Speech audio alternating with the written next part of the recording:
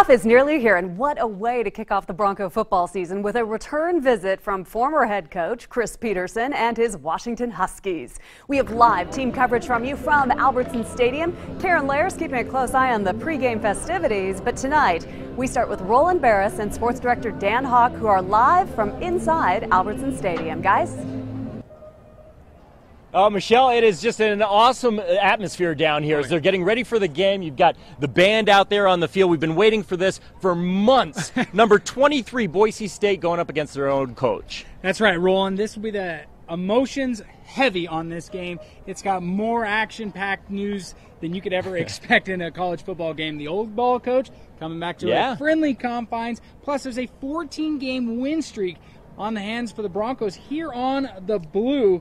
It'll be the first time in 6 seasons they will play their home opener on the Blue as well. This game will have more action than a Broadway play as the man that helped build this program returns to the Blue, while the Broncos look to knock off the Huskies and to continue a chance at a New Year's Six Eve Bowl. Coach Petersen spent 13 years at Boise State, including 8 seasons as the head coach. The Broncos were 92-12 with 4 top 10 finishes and won 2 Fiesta Bowls under his reign. During Coach Pete's time at Boise State, he made Albertson Stadium the place that teams would fear in his 8 years as head coach. The Broncos only lost 3 games at home. Coach Pete says he understands how difficult it is to walk away from this place with a win.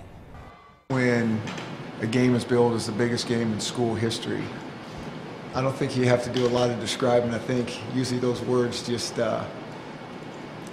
take care of it. It's a great place to play. I mean, unbelievable home field advantage. Size of the stadium has nothing to do with it.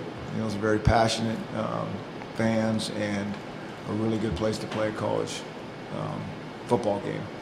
And so noise is a factor. Tough place to play.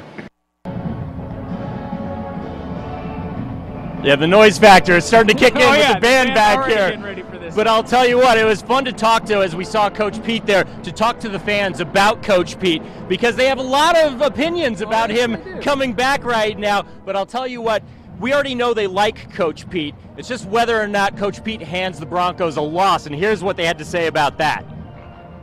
But Boise State wouldn't be where it is without Coach Pete. What if he hangs one on the Broncos tonight? How are you going to feel then? He's not going to. I would not feel good about that, but I believe in Boise State they're not gonna lose Coach Pete. You give him a nice clap when he walks in, then it's over. He's right up there with every other coach we play. So no love after the game starts. He's wearing purple now. He's wearing a W now. So I mean, he's not a Bronco anymore. Yeah, he's not a Bronco anymore. Absolutely, that's very clear. For them might mean win this evening. Oh, let's hope not. But I'll tell you what, I talked to some of the Washington fans, and they say, they're kind of lukewarm still on Coach Pete. But I'll tell you, people are really high on Coach Harsin here in the Bronco Nation. Continue the nation with the fans supporting it. Back-to-back Fiesta Bowls. We're going to continue to roll on, hopefully. Absolutely. Now, Karen Lair has been in her element today, out checking out all of the tailgaters, right, Karen? That's right, Roland. With an 8:15 kickoff time, it gives tailgaters plenty of time to get out here and really enjoy several hours of tailgating games. Now, it wasn't until about roughly 4 o'clock where this parking lot really started to fill up with those folks tailgating, but we did find some dedicated partiers much earlier this afternoon. They even let me get in on some of the action, playing some tailgating games with them, and a lot of these fans have actually been coming out here for years, bringing out their own drinks, tables, food, and even their own barbecue smokers out here, and they say when it comes to game day, it's all about the tailgating. Long-time tailgaters? Quite a few years, since the 80s. It's exciting. We go hard for these games because you have to. It's BSU. I usually paint up whatever color my section is. I'll paint up that color and have a good time with my friends, and it's fun to get out with the friends you go to school with and kind of take a break from school for a weekend and celebrate the team and come out and root on your boys.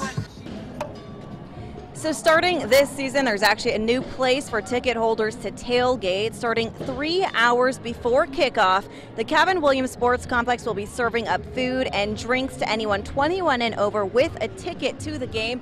They're calling it the Huddle, and coming up at 6 o'clock, we'll take you inside and show you those festivities. I'll send it back to you guys inside the stadium. All right. Karen, nice job. I like the technique with the ping pong She ball. hasn't missed a beat from college, for sure. Well, the Broncos are 8-3 against Pac-12 schools, Roland, since 2006. That's the good news. The bad news, the team lost 38-6 to the Huskies in Seattle. You were at that game. That was during Peterson's final season in 2013.